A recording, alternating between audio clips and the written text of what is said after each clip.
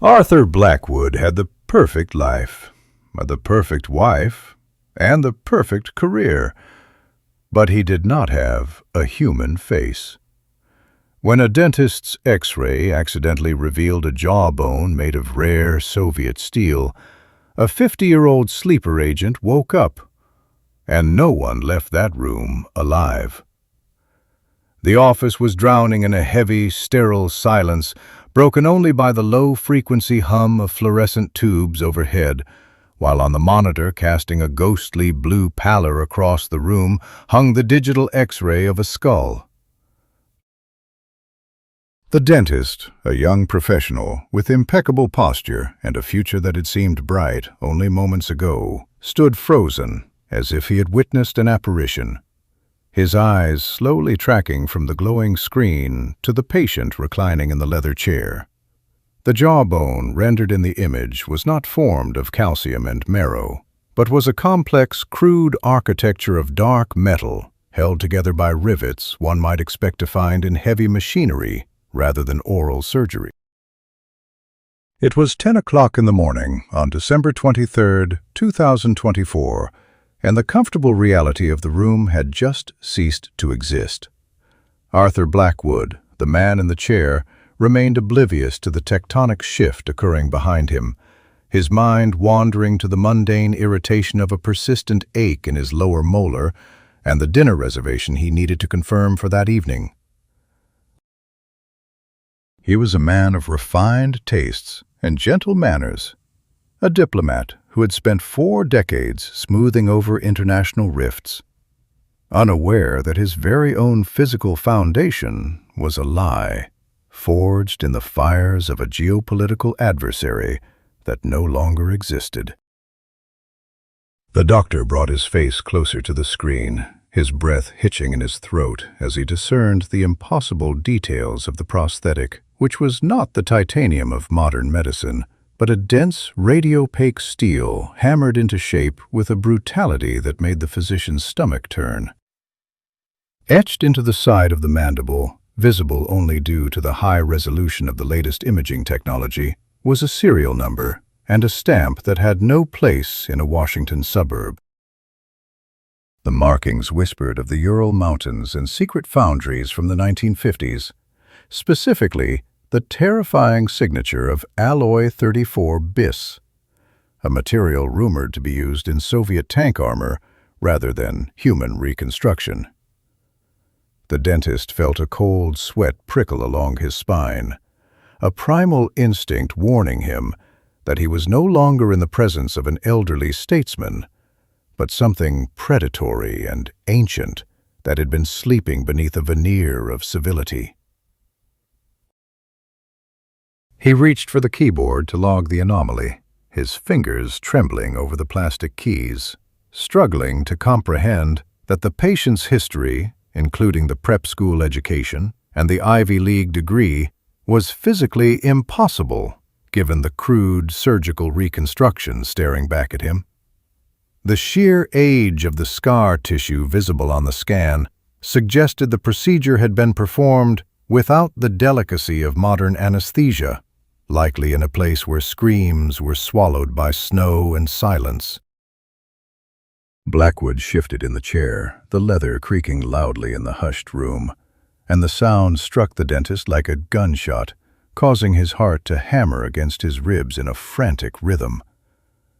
The air grew thick with unspoken danger, the kind that precedes a violent storm, as the doctor realized the man sitting merely 3 feet away could not possibly be who he claimed to be, but was instead a vessel for a history too dark to be spoken aloud.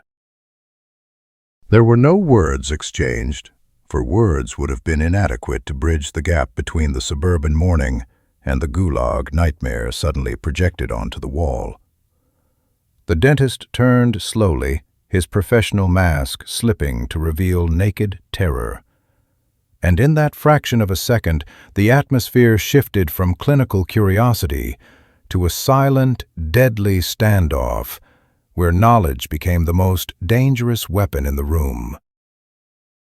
Arthur Blackwood was a creature of habit and exquisite tailoring. a man who wore his reputation as comfortably as he wore his hand-stitched Italian suits, which invariably smelled of expensive tobacco and sandalwood. For 40 years he had moved through the corridors of power in Washington like a ghost in the machine, shaping trade deals and smoothing over diplomatic incidents with a smile that was practiced to perfection. To the world, and indeed to himself, he was the epitome of the American success story, a patrician statesman with silver hair and a firm handshake that inspired confidence in senators and foreign dignitaries alike. Yet the truth was buried under layers of calcified memory and falsified records deep in the permafrost of a history that no longer officially existed. Nobody, not even Arthur in his most lucid moments, recalled the bone-crushing chill of that morning in Siberia in 1954, when the real Arthur Blackwood had succumbed to typhus and malnutrition in Barrack No. 7. The body had been discarded with the casual indifference of the Gulag, but the identity had been salvaged, repurposed, and worn like a second skin by the man who now sat in the dentist's chair. The entity that had replaced the dead American was a masterpiece of Soviet surgical brutality and psychological conditioning, a weapon forged from human clay and industrial steel, designed for a singular purpose. He had been sent to infiltrate, to dissolve into the enemy's bloodstream and wait for a command that would turn him from a benign cell into a cancer. But the waiting had stretched into decades, and the silence from his handlers had allowed the mask to fuse with the face until the agent ceased to be an actor and became the role itself. The human mind protects itself from trauma by burying it, and over 50 years the horrors of the reconstruction, the agony of the steel plates being riveted into his skull, and the ruthless training in the art of assassination had faded into the background noise of a life well lived. He had shared a bed with his wife Eleanor for over half a century, waking up next to her warmth every morning, without ever suspecting that the lips she kissed concealed a jawbone manufactured in a secret foundry in the Urals. The deception was so absolute that the killer dormant within him had been lulled to sleep by the rhythm of suburban life, by the clinking of crystal glasses at dinner parties, and the soft rustle of morning newspapers. It was a perfect life, built on a foundation of lies, and reinforced with a metal alloy rare enough to trigger alarms in a modern medical facility. When the dentist's X-ray pierced the veil of flesh, it did more than just reveal a dental anomaly. It shone a light into the abyss of his past, dragging the submerged monster back to the surface. The man in the chair believed he was worried about a cavity, but the creature waking up inside him knew that the mission was suddenly and violently back on. The disconnect between the two realities was absolute, and as the sterile scent of the clinic filled his nose, it began to smell less like fluoride and more like the rusty iron of a cage that had just been unlocked. The dentist's trembling fingers hovered over the mouse wheel, scrolling forward with a jerky, uneven rhythm that betrayed the collapse of his professional composure. On the high-definition screen, the image magnified, revealing the granular texture of the anomaly embedded within the jawbone, and stripping away any lingering hope that this was merely a glitch in the software or an artifact of the imaging process. There, etched into the dark oxidation of the metal plate, was a faint but unmistakable Cyrillic marking, followed by the designation 34 bis, a specific metallurgical fingerprint that had no business existing inside a living human being in the 21st century. This particular alloy was a ghost story in the medical community, a legend whispered about in pathology textbooks, but never seen in practice, because it was produced exclusively in the closed military foundries of the Ural Mountains during the height of the Soviet Union. It was a material designed for the casing of intercontinental ballistic missiles and the hulls of nuclear submarines, not for maxillofacial reconstruction, and certainly not for a diplomat from Washington.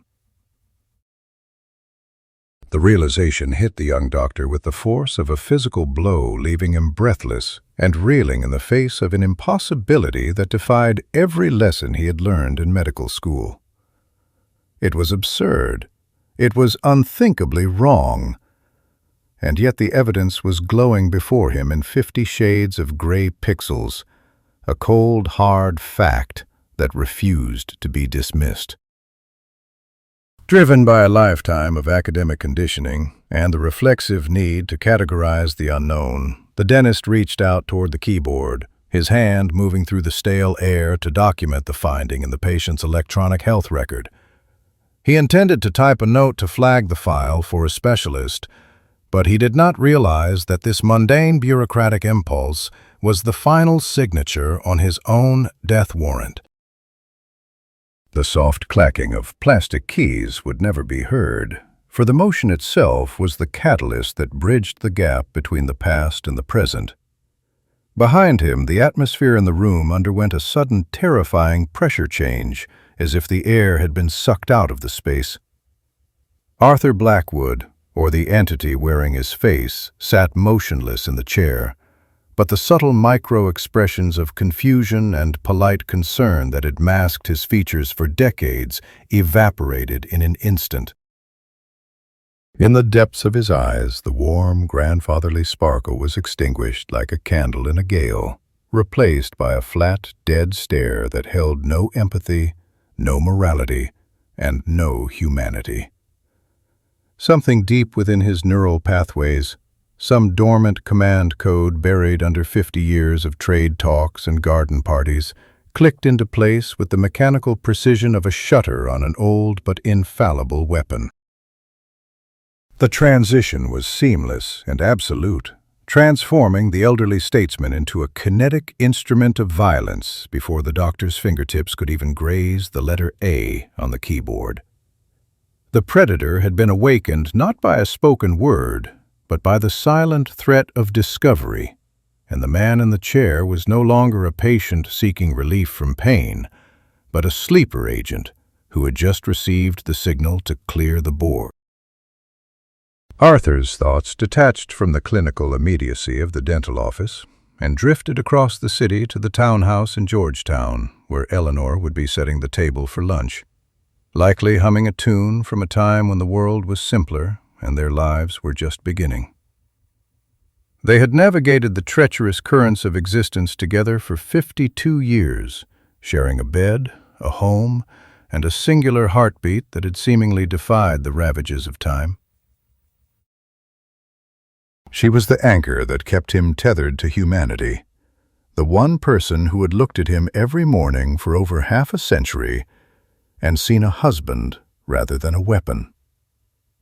Eleanor had kissed those lips thousands of times, tracing the line of his jaw with affectionate fingertips when he was feverish or weary, completely oblivious to the fact that beneath the thin parchment of his aging skin lay the cold, unforgiving steel of a professional killer. She had loved a phantom, a carefully constructed illusion purchased at the cost of another man's blood, and maintained through decades of silent deceit. This realization had always lingered on the periphery of his consciousness, a dark shadow at the edge of his vision that he had successfully ignored amidst the comfort of diplomatic galas and quiet evenings by the fire. But now the shadow had lengthened, and the comfortable silence was shattered by the humming of the X-ray machine. Eleanor loved a man who had died in a Siberian labor camp in 1954, and she was married to the monster who had stepped into his shoes. The fragility of the world he had built around her was suddenly terrifyingly apparent, a glass castle standing on the edge of a precipice.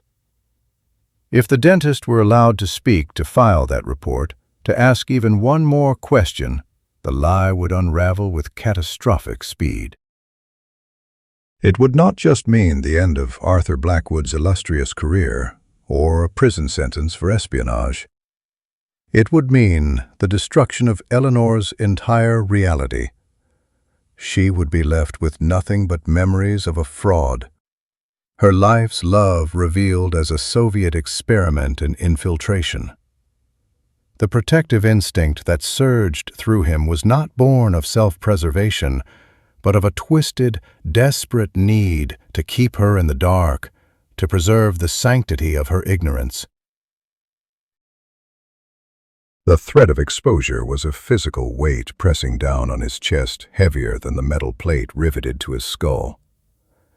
He realized with a clarity that was both heartbreaking and chilling that the only way to save the life they shared was to destroy the person threatening to expose its foundations. The tenderness he felt for his wife did not conflict with the violence rising in his blood. Rather, it fueled it, transforming the cold logic of the assassin into a passionate act of guardianship. He would do anything to keep her from knowing the truth, even if it meant adding one more ghost to the legion that already haunted his sleep. The movement was a blur of kinetic energy that defied the laws of geriatric physiology, a sudden and violent spasm that bridged the gap between the leather chair and the standing physician with a velocity that the human eye struggled to track.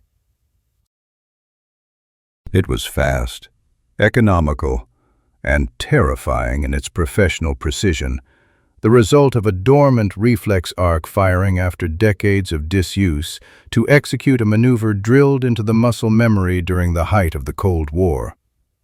The dentist's hand was still hovering inches from the enter key when the world tilted violently on its axis, and the air in the room was displaced by the force of the strike. There was no opportunity for a scream, no sharp intake of breath to fuel a plea for mercy, nor was there any chaotic flailing of limbs that usually accompanies a fight for survival. There was only the sickeningly wet crunch of cartilage giving way, and the sharp, decisive crack of the cervical vertebrae separating under lethal torque. The sound was distinct and final, echoing briefly off the sterile linoleum walls before being swallowed by the indifferent humming of the overhead fluorescent lights. The body crumpled to the floor with a dull, heavy thud, a marionette whose strings had been severed by an invisible blade, settling into a heap of white cotton and lifeless limbs amidst the rolling stools and dental trays. Arthur stood over the fallen man, his breathing perfectly even and his pulse resting at a steady 60 beats per minute, the adrenaline surge metabolized instantly by a nervous system conditioned for lethal encounters.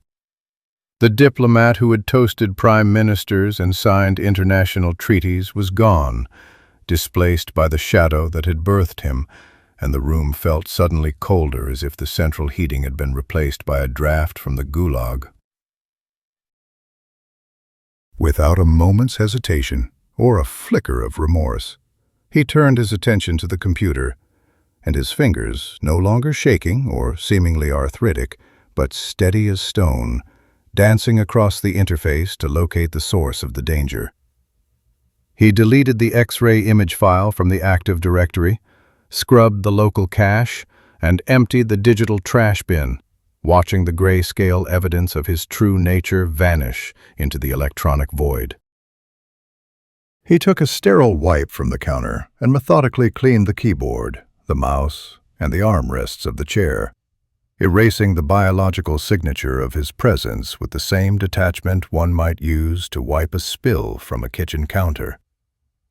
The violence was not a crime of passion, but a housekeeping measure, a necessary redaction in the manuscript of his life to ensure the narrative remained consistent. The scent of antiseptic now mingled with the copper tang of tragedy, but Arthur did not flinch. Finally, he walked to the sink and stood before the mirror, adjusting the Windsor knot of his silk tie which had shifted slightly during the exertion. The face staring back at him was the same one that had graced the society pages of the Washington Post for years, a respectable, kindly elder statesman with soft wrinkles and a distinguished hairline. But as he leaned closer, inspecting the reflection for any microscopic splatter of blood or sign of struggle, he saw the irrevocable change. The warmth was gone.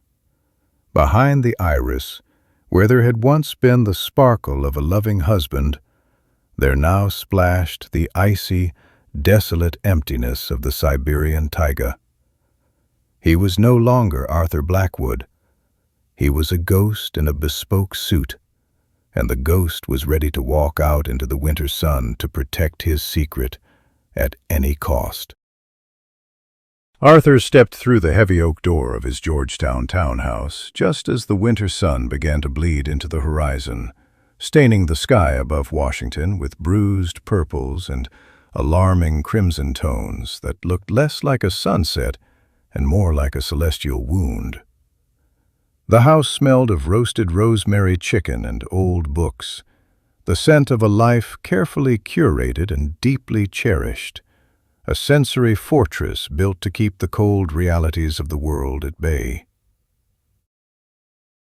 Eleanor was sitting in her favorite wing-back chair by the crackling fire, a delicate porcelain cup of Earl Grey tea resting in her hands, the steam rising in lazy spirals that caught the dying light. She looked up as he entered and offered him that same warm, trusting smile that had been his anchor for 52 years. The smile that had welcomed him home from diplomatic trips and comforted him through the quiet terrors of his own repressed memories. It was a smile of absolute innocence, the expression of a woman who believed she knew the man standing before her down to his very soul, unaware that the soul she loved had evaporated in a Siberian barrack 7 decades ago. Arthur moved toward her, his movements heavy with the secret he had just buried in a dental clinic, intending to offer a kiss of apology for a crime she would never know he had committed. He leaned down, catching the scent of her lavender perfume, but just as his lips were inches from her cheek, a sharp, high-frequency vibration resonated through the steel structure of his reconstructed jaw. It was not a spasm of pain, but a data stream, a dormant activation signal that had been triggered by the specific frequency of the modern digital X-ray machine earlier that day and was now fully compiling in his neural cortex. The delay was part of the design, a fail-safe mechanism from a defunct empire, ensuring that if the hardware was ever discovered, the asset would be liquidated along with all loose ends. In the span of a single heartbeat, the loving husband was overwritten by the cold, binary logic of the operative. A string of Cyrillic commands, bright and burning, scrolled across his mind's eye, decoding a directive that had been waiting in the dark since 1954. Mission compromised. Status: terminated.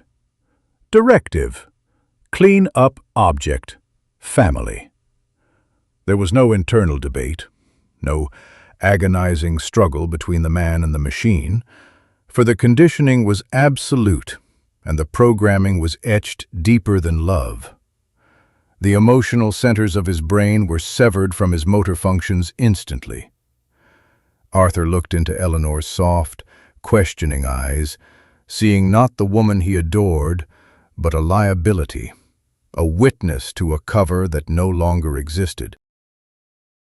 He felt his hands lifting, not to caress her face, but to reach for the heavy velvet pillow resting on the sofa, his fingers curling around the fabric with a grip of iron. Eleanor's smile faltered, replaced by a flicker of confusion as she saw the light die in his eyes, replaced by the abyssal void of the taiga. She did not have time to scream, nor did she have time to understand why the man she had slept beside for half a century was suddenly looking at her with the indifference of a falling guillotine. The program was stronger than the memories, stronger than the 52 years of laughter and tears, stronger than the human heart. As the pillow descended, blotting out the firelight and the warmth of her gaze, the only sound in the room was the crackling of the logs and the rhythmic, mechanical humming of a jawbone made of Soviet steel, finally completing its long-awaited task. The official report regarding the incident at the Blackwood residence was filed at 0800 hours on December 24, 2024, classified immediately under the highest tier of national security protocols. Local law enforcement officers who first responded to the silent alarm were detained and debriefed, their body cam footage scrubbed from the servers and their memories clouded by non-disclosure agreements that carried the weight of treason charges. The public narrative released to the press was a tragic case of carbon monoxide poisoning, a painless end for a beloved couple during the holiday season, ensuring that the legacy of the diplomat remained untarnished in the obituaries. However, behind the closed doors of a subterranean facility in Virginia, the headless corpse of the man known as Arthur was subjected to a dissection that had nothing to do with pathology and everything to do with reverse engineering. The mandible was extracted, a heavy piece of dark industrial art that baffled the agency's top metallurgists, who could not replicate the alloy composition even with modern spectrometers. It sits now inside a lead-lined glass case in a vault simply labeled Artifact 1954, a silent testament to a mole who had burrowed so deep he had forgotten he was digging.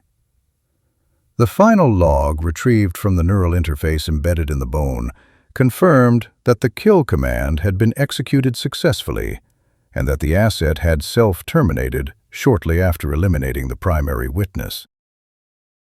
The file is closed, but the questions remain open. For in the silence of the vault, the steel jaw occasionally vibrates with a faint rhythmic pulse, searching for a signal from a motherland that is long since turned to dust.